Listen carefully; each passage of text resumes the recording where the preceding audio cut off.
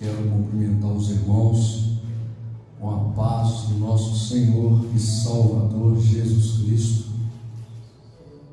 Agradecer a Deus por estarmos aqui na casa do Senhor para ouvirmos a palavra de Deus. Irmãos, nós temos que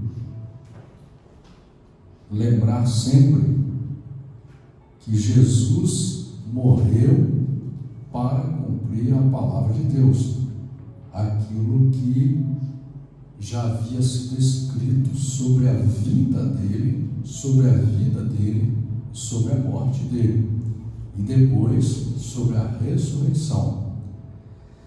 A Bíblia conta o projeto de Deus para o ser humano. As histórias servem de exemplos para nós, para que a gente possa tomar como base na nossa vida. Aquilo que está revelado nas Escrituras é que é importante para nós. O que está oculto é para Deus. Se Deus quiser te revelar alguma coisa, tudo bem. Se não, você se agarre no que está revelado e tente sempre ler a Bíblia para que ela possa confrontar você com o seu dia a dia e para que possa fortalecer seu relacionamento com Deus. Para você se relacionar com Deus, você precisa de duas coisas. O primeiro é a Bíblia e o segundo é a oração. E na oração você tem que lembrar de apresentar para Deus o seu dia a dia, porque senão não adianta você ler a Bíblia, não adianta você orar, se você não está se confrontando, mesmo no dia a dia, as pessoas mostrando para você que em algumas coisas você tem que mudar, mesmo Deus mandando muitos recados para você através de pessoas, de acontecimentos, de sonhos, você não entender que você precisa de mudar. A Bíblia prega a conversão da primeira página até a última. Para isso que ela existe, para você se transformar em um ser humano à imagem e semelhança de Deus. É claro que você não vai morrer igual a Deus, você não vai ser perfeito como Deus, nem como Jesus, mas nessa caminhada você tem que aprender alguma coisa. Se você caminhar e não aprender, como que você vai estar preparado para viver em um mundo perfeito? Esse mundo que já está escrito no seu coração, no fundo você deseja um mundo perfeito. O mundo perfeito é aquele que você está bem, que tudo acontece do jeito que você quer, do jeito que você sonha. Só coisa boa. O que te faz feliz são as coisas boas. Coisa ruim não vai te fazer feliz. Se alguém te bater na rua, você vai ficar feliz? Você quer ser amado, você quer ser próspero, você quer ter saúde, você quer coisa boa. O reino de Deus só tem coisa boa. Mas para isso, você tem que formar uma personalidade tão forte, ao ponto de quando você for para o reino de Deus, você saber escolher entre o bem e o mal, entre o certo e o errado, entre o santo e o profano, entre o puro e o impuro, porque a impureza existe no universo, a maldade existe no universo. A Bíblia fala sobre as hostes celestiais da maldade. A Bíblia diz que nós somos chamados para governar junto com Deus. Deus quer nos usar aqui na terra para levar o reino dele, Como Jesus falou, olha, quando você chegar em algum lugar, você diz, olha, a voz é chegada no reino de Deus. Nós somos chamados para pregar o reino de Deus, para levar o reino de Deus para as pessoas. E quando a gente estiver no reino de Deus, nós vamos ter que ter muita personalidade. Porque poderemos ser tentados. Você lê direito o livro de Apocalipse, você vai ver, por exemplo, falar sobre o milênio. Falar sobre a prisão das criaturas que nos atentam, né? A prisão dos demônios, depois serão soltos. Por que serão soltos? Para ver se a gente realmente adquiriu personalidade.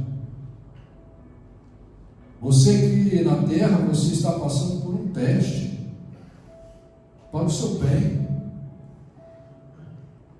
Deus está trabalhando na sua vida 24 horas por dia, te dando sonhos, te dando pensamentos, te dando oportunidades diariamente para que você aprenda a enxergar, para que você aprenda a discernir, para que você possa ser preparado. Só que isso só depende de você, irmão.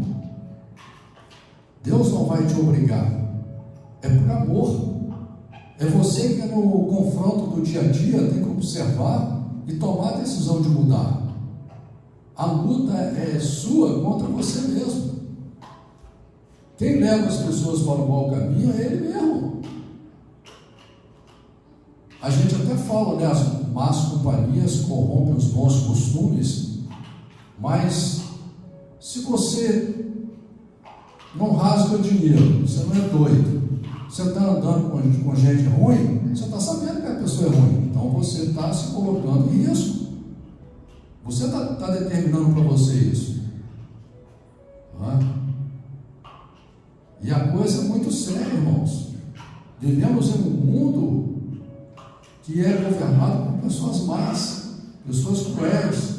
Quando você pega a história da humanidade e quando você pega a história da Bíblia, você vai ver os governos, pessoas que têm tudo, todo o poder na mão para facilitar a vida daqueles que não têm poder nenhum, ou muitas vezes não têm recurso nenhum, mas eles não se preocupam. O ser humano, quando chega lá em cima, ele se torna cruel, a maioria deles.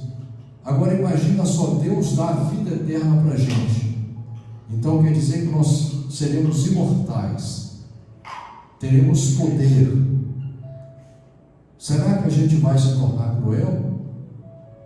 Quantas histórias nós vemos aí na humanidade, a pessoa criada às vezes numa família pobre, na dificuldade, né? Temos tantos exemplos aí, e essa pessoa, tudo está certo para ela, às vezes ela não tem nem tanta competência assim, e ela chega lá no topo do poder, chega a uma presidência da república, chega a ser um governador, chega a ser uma pessoa famosa, come o maná da terra, só come o filé mignon da terra, e ela esquece da onde que ela saiu.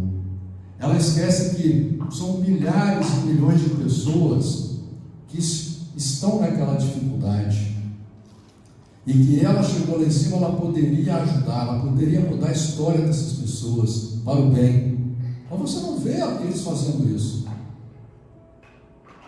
Isso é exemplo para nós, irmãos. Nós vemos aqui acontecer na Bíblia várias vezes, várias pessoas que não eram nada, inclusive Jesus fala para Davi: eu te tirei lá do meio do mato, você era um pastor de ovelha, te coloquei como rei. Nós somos chamados para sair dessa terra cheia de problema, que não é o problema da terra em si, porque a terra em si é maravilhosa, é o problema dos nossos pensamentos, o pensamento do ser humano. Aí Deus já colocou a gente aqui nesse lugar maravilhoso. Olha o que o ser humano faz. o ser humano se torna o pior animal que tem aqui na Terra. Não tem animal na Terra que causa tanta dor e tanto sofrimento e tanto mal como o próprio ser humano. Agora eu te pergunto, como que Deus vai nos dar o poder da vida eterna se a gente não quer mudar? Então é preciso levar a sério. Muita gente fala assim: ah, pastor, eu não tenho fé, minha fé é muito pequenininha, não é? Irmão, não importa o tamanho da sua fé, entenda isso. O importante é se você tem fé. A Bíblia diz, no livro de Hebreus, no capítulo 11, versículo 6, se não me falha a memória, ou eu vou ter até que olhar aqui, irmãos, porque livro de Hebreus, capítulo 11, versículo 6, essa palavra, eu sempre gosto de falar ela, porque ela é muito importante as pessoas compreenderem, que diz assim: ora, sem fé é impossível agradar a Deus, porque é necessário que aquele que se aproxima de Deus creia que Ele existe e que é galardoador daqueles que eu amo. Então, irmãos, vejam bem, esse versículo é muito simples, mas é muito sério. Porque você que acredita que Deus existe, é porque você tem alguma fé, mesmo que seja uma fezinha pequena. Agora, o que Deus fala sobre essa fé? Deus fala assim: olha, o justo viverá pela fé, mas se ele recuar, eu não terei agrado dele. Então, não importa o tamanho da sua fé, ou você crê que Deus existe ou não crê, ou você crê ou você não crê. A partir do momento que você toma a decisão de crer, você tem que usar essa fé. Não adianta você falar que crê em Deus, mas a sua fé é em imagens feitas pelo homem, imagens de madeira, de barro, sei lá de que mais. Não adianta. Não adianta você dizer que crê em Deus e acreditar em água benta, né? Acreditar no seu poder, acreditar que é você que vai ter que te defender. Se o homem tivesse algum poder contra o mal, ou contra a doença, ou contra a morte, nenhum dono de hospital morreria. O filho de um dono de hospital jamais morreria, não é? Um bilionário jamais ia morrer.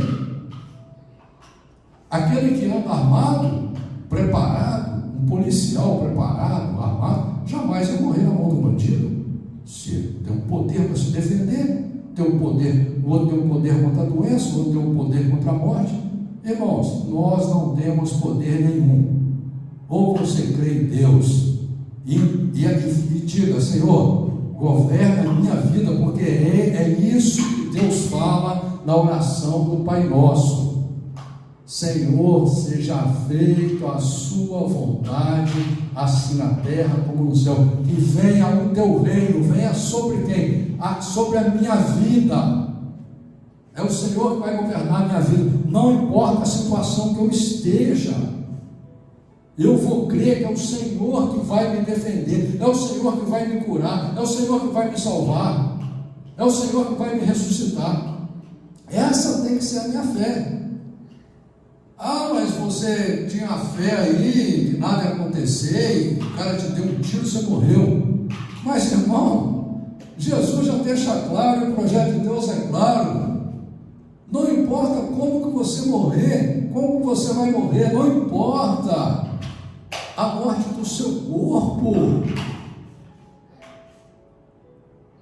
Quem matar, você vai matar apenas o seu corpo, que vai morrer igual de qualquer jeito. Não interessa de que maneira. Você pode morrer dormindo. Você pode morrer sem culpa nenhuma, sem ver até. Vem um carro desgovernado lá, te pega na calçada. Um avião cai em cima da sua casa, te mata. Agora, você tem que se preocupar com o quê? Com aquele que pode matar você, a pessoa espiritual que você é. Você não dá importância para o projeto de Deus, é ingrato com Deus, né? Acha que você precisa de Deus, mas também Deus não tem tanto poder para te ajudar. Você precisa recorrer à sua força, ao seu pensamento. Então quer dizer que o seu Deus é fraco, o seu Deus é pequeno, o seu Deus é surdo, o seu Deus é cego, né? Aí o que vai acontecer? No dia da sua calamidade, Deus vai falar, sabe o que para você? Está escrito aqui na Bíblia. Olha, então usa a tua força. Faz o seguinte, pega a tua imagem lá, pede ela para te defender. Pega a tua arma, pede ela para te defender. Por que você está recorrendo a mim? Eu estou fraco. A Bíblia diz que Deus não está com o braço encurtado que Ele não possa salvar, que Ele não está com os olhos tapados que Ele não possa ver, que Ele não está com o ouvido agravado que Ele não possa ouvir. Deus sabe até um fio de cabelo que cai na sua cabeça, ou você crê ou você não crê. É por isso que aquele que fica em cima do muro, cocheando em dois pensamentos, ele não alcança a presença de Deus na vida dele. Não busca, não acha tempo para orar, não acha tempo para separar um momento para adorar a Deus, não acha tempo para ouvir o louvor, não acha tempo para ler uma Bíblia, né? E acha que está fazendo a vontade de Deus. Estamos lendo o livro de Lucas, no capítulo 24, e você vai ver uma referência do capítulo 24, lá em Mateus, capítulo 28, versículo 1 em diante, Marcos, capítulo 16, versículo 1 em diante, João, capítulo 20, versículo 1 em diante. E diz a palavra do Senhor assim: e no primeiro dia da semana, muito de madrugada, foram eles ao sepulcro, levando as especiarias que tinham preparado e algumas outras com elas, e acharam a pedra revolvida do sepulcro, e entrando não acharam o corpo do Senhor Jesus. E aconteceu que, estando elas muito perplexas a este respeito, eis que pararam junto delas dois homens com vestes resplandecentes.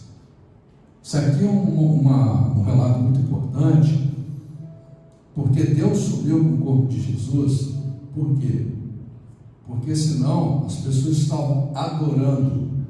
Um tinha uma igreja, tinha um fio de cabelo, a outra igreja tinha uma unha, a outra igreja tinha um osso, estavam adorando o material.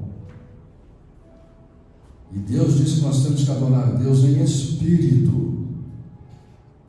Deus é espírito, em espírito e em verdade, a verdade de acordo com a palavra de Deus.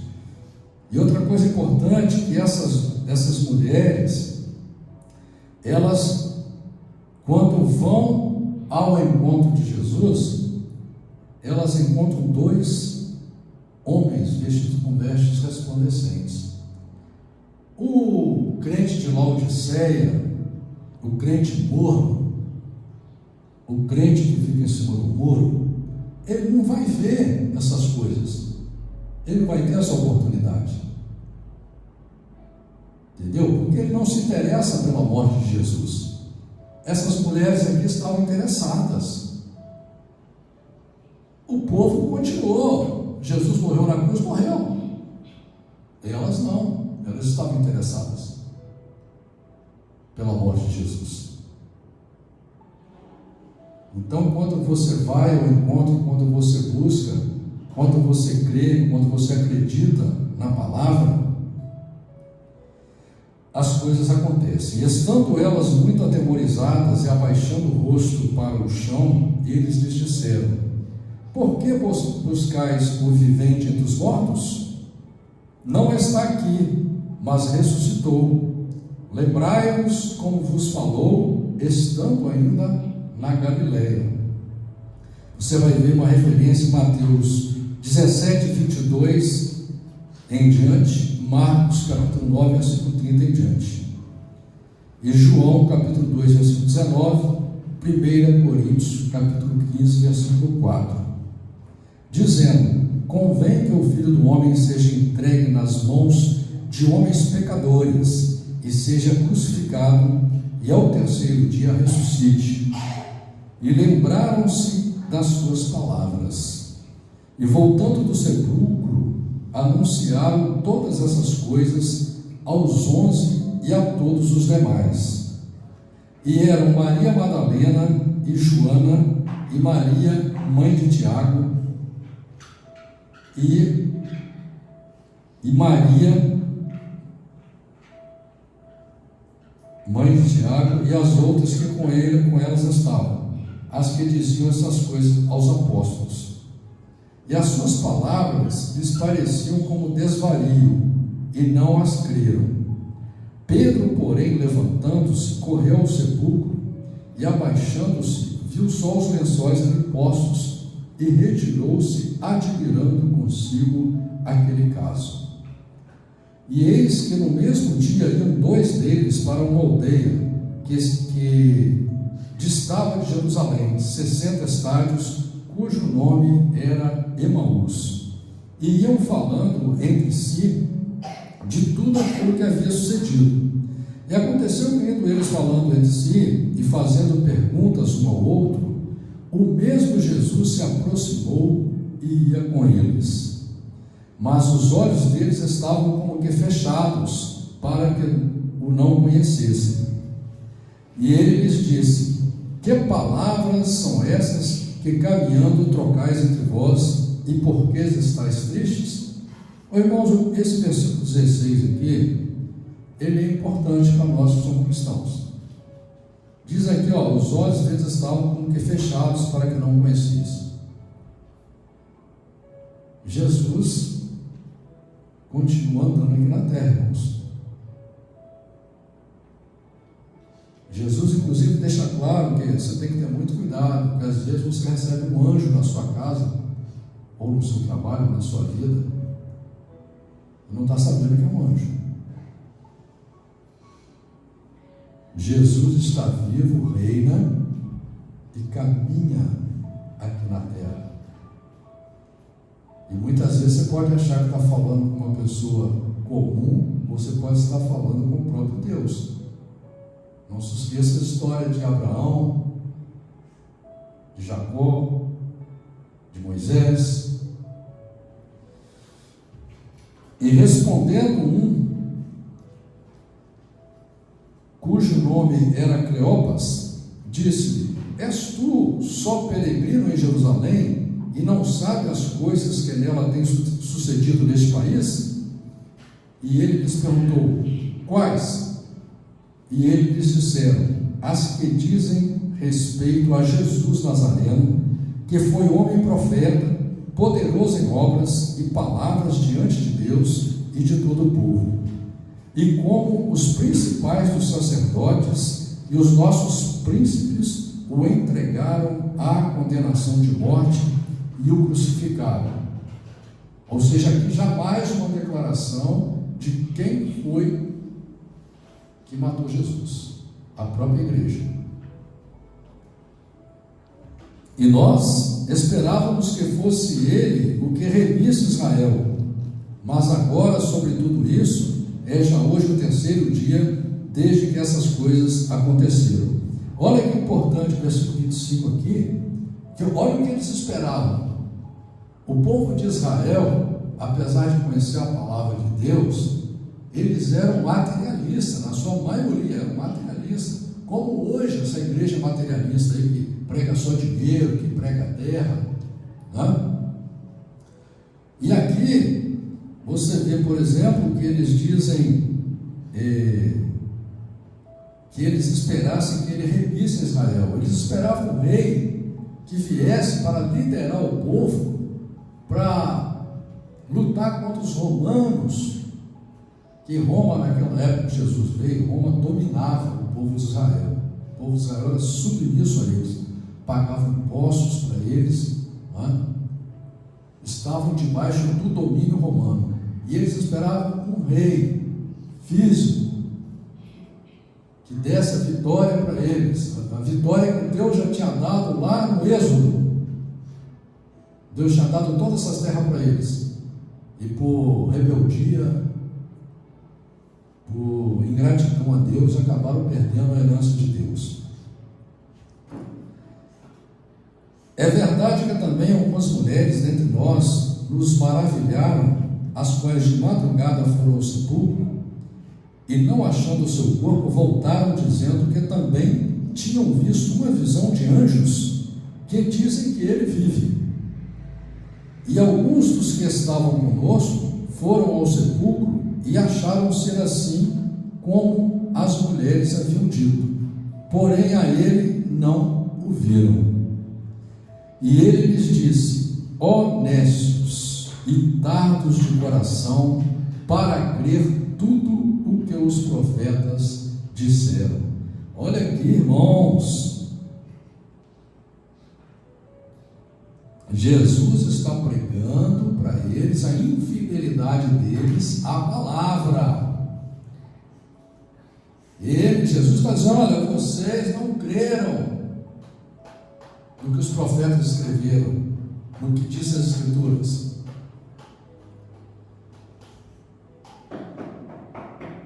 Porventura não convinha que o Cristo padecesse essas coisas e entrasse na sua glória? E começando por Moisés e por todos os profetas, explicava-lhes o que dele se achava em todas as Escrituras. Aí Jesus, aqui você vai ver uma referência, lá em Gênesis 3:15 a 22, Gênesis 3:15, Gênesis 22:18, Números 21:9, Números 24:17, Deuteronômio capítulo 18, versículo 15, Deuteronômio capítulo 18, versículo 19, Isaías capítulo 7, versículo 14 e capítulo 9, versículo 6, capítulo 40, versículo 10, Isaías capítulo 50, versículo 6, Isaías capítulo 52, versículo 13, Isaías capítulo 53, versículo 12, Isaías capítulo 61, versículo 1, Isaías capítulo 63, versículo 1 em diante, Jeremias capítulo 23, versículo 5 em diante, Jeremias capítulo 33, versículo 14,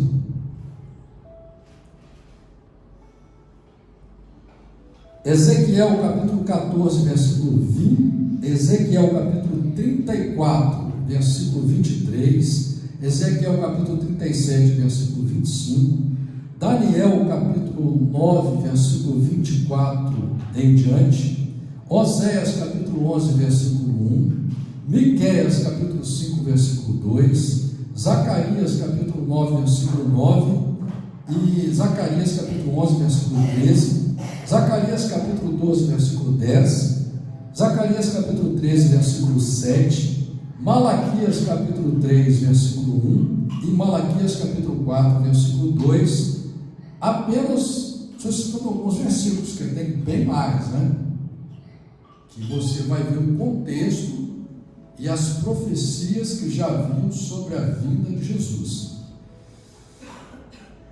Por isso que ele diz aqui, começando por Moisés e por todos os profetas, e chegaram à aldeia para onde iam, e ele fez como quem ia para mais longe, e eles o constrangeram, dizendo: fica conosco, porque já é tarde e já declinou o dia.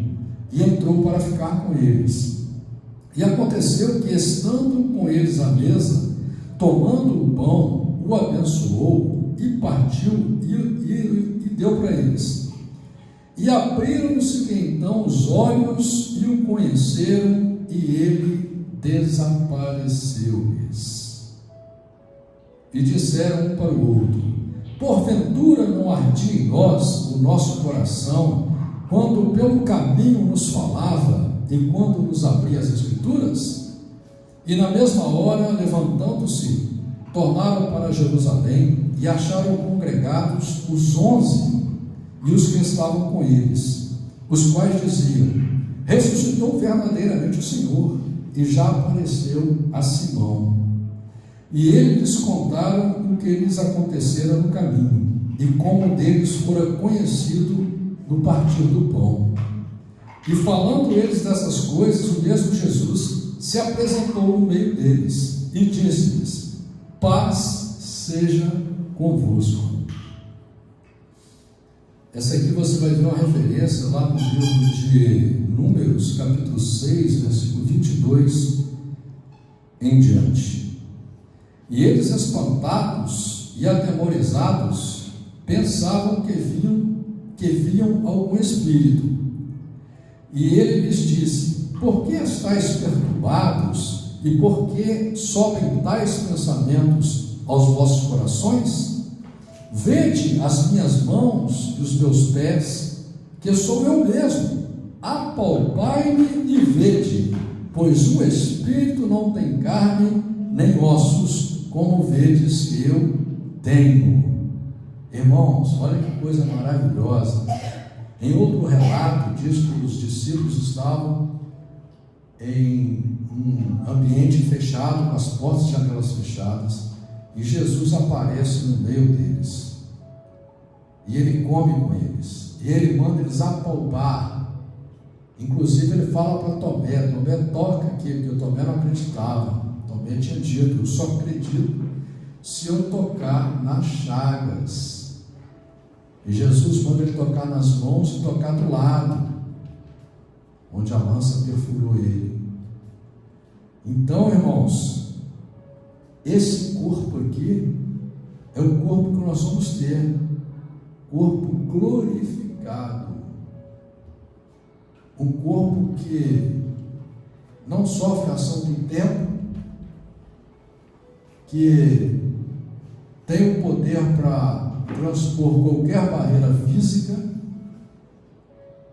mas o mais importante de tudo isso aí, que o Jesus ressuscitado, ele lembrava com quem ele estava falando. Não é verdade?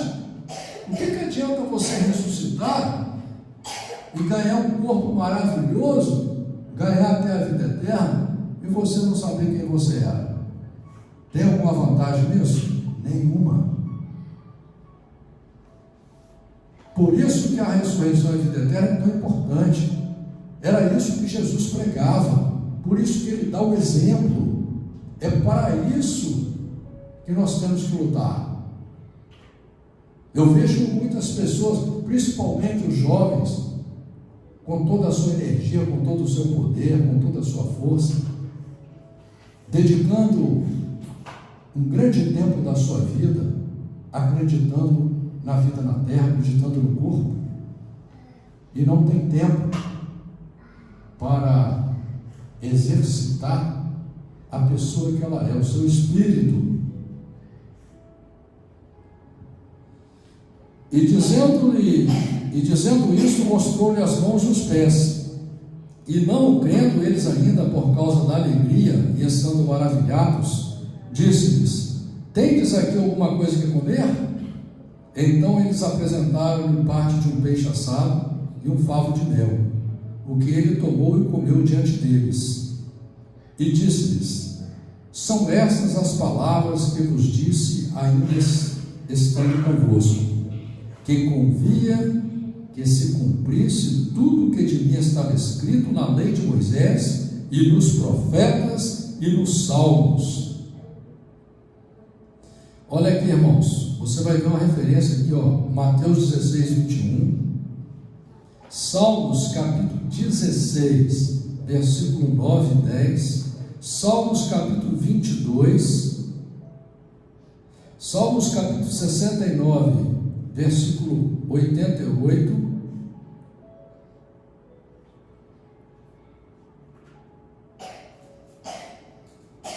Salmos capítulo 110, versículo 1. Salmos capítulo 118, versículo 22. Salmos capítulo 26. Salmos capítulo 118, versículo 22 e 26. Salmos capítulo 132, versículo 11. Então aqui ele diz assim, olha, que ele veio para cumprir o que estava escrito nas Escrituras. Esse livro que as pessoas misturam com religião, acham que é um livro de religião. É o projeto de Deus. E Jesus dá esse exemplo porque nós somos chamados para isso, para que a Bíblia seja a referência da nossa vida. Então abriu-nos o entendimento para compreenderem as Escrituras. Veja bem que apesar dessas pessoas terem andado com Jesus, terem visto todo tipo de milagre, o poder de Jesus, agora estão vendo o cumprimento de todas as profecias. Jesus cita para eles, inclusive, as Escrituras. No entanto, ainda eles estavam cegos. Aí diz a palavra do Senhor: então Jesus abriu-nos o entendimento para compreender as Escrituras. Por que isso é importante?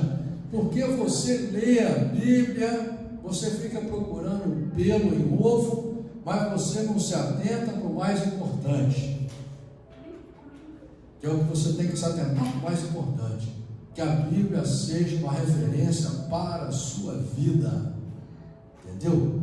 Muitas pessoas ficam procurando questionar, mas será que é verdade? Será que é mentira? Será que é assim? Será que é assado? Mas tem coisa aqui que não devia estar na Bíblia. E vai por aí afora, aí começa com esse questionamento. Mas eu não acredito na história de Jó, eu não acredito na história da arca, eu não acredito nisso, eu não acredito naquilo. Não sei por que tem isso na Bíblia. Eu quero saber os segredos do Apocalipse. Então, quer dizer, o essencial que está na Bíblia, que ela tinha que se ater aquilo ali, ela finge que não está ouvindo, finge que não está vendo. Não é? Mas aí, a Bíblia diz, se você não tem sabedoria, você peça a Deus que Ele te dá. Então, você tem dúvida, vai orar, vai clamar a Deus, vai conversar com Deus, pedir a Ele que Ele abra o seu entendimento para as Escrituras. E disse-lhe: assim está escrito, e assim convinha que o Cristo padecesse e ao terceiro dia ressuscitasse dentre os mortos, e em seu nome se pregasse o arrependimento e a remissão dos pecados em todas as nações, começando por Jerusalém. Você vai ver uma referência lá em Atos capítulo 13, versículo 38, Isaías capítulo 49, versículo 6, Malaquias capítulo 1, versículo 11, Atos capítulo 2, versículo 14 em diante. Então aqui é muito importante, irmãos, que muitas pessoas pregam cura, pregam batismo, pregam um monte de coisa aí, em nome de santo, santa, de João, de Pedro, de Maria, não sei quem, mas a Bíblia é clara, que é no nome de Jesus, para que seu nome se pregasse o arrependimento e a remissão dos pecados, aonde? Em todas as nações da terra, que é o nome sobre todo nome, para que o nome de Jesus se cobre todo joelho no céu e na terra. Como diz no livro de Colossenses, capítulo 3, versículo 16: tudo quanto fizerdes por palavras ou por obras, fazei em nome de Jesus. Todo batismo tem que ser feito em nome de Jesus, toda cura tem que ser feita em nome de Jesus, todo pedido tem que ser feito em nome de Jesus. É tudo quanto. E dessas coisas sois vós testemunhas. Eis que sobre vós envio a promessa de meu Pai. Ficai, porém, na cidade de Jerusalém, até que do alto sereis revestidos de poder. E levou-os fora até Betânia, e levantando as suas mãos, os abençoou. E aconteceu que, abençoando-os, ele se apartou deles e foi elevado ao céu. E adorando-o, eles tornaram com grande júbilo para Jerusalém. E estavam sempre no templo, louvando e bendizendo a Deus. Amém. Esse versículo 51 aqui é importante, que diz aqui que aconteceu, que abençoando eles, se apartou deles e foi elevado ao céu. E lá no livro de João, capítulo 3, no versículo 13, diz a Bíblia que ninguém subiu ao céu, senão aquele que desceu do céu, Jesus Cristo, o homem, né? Ora, ninguém subiu ao céu, senão o que desceu do céu, o Filho do homem que está no céu. Amém, irmãos?